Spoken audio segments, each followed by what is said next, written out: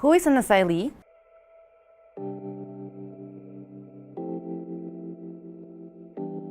An asylee is a person who is granted asylum while he or she are in the U.S.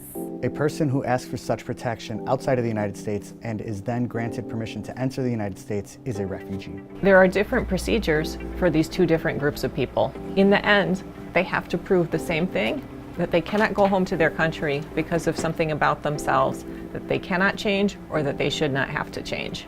There are two procedures for people to receive asylum in the United States. They are called affirmative or defensive asylum. To receive asylum affirmatively, a person has to submit their application to USCIS. After they submit their application, then they will go to an interview with an immigration officer who will decide whether to grant this application or not. People who apply for asylum defensively are already in deportation proceedings before an immigration judge.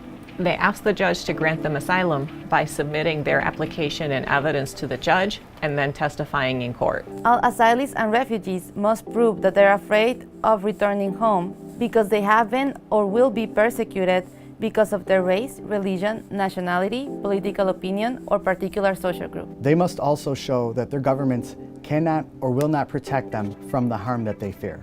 That there is nowhere else safe they can go to live in their country, and that there is no third country they have permission to live in legally.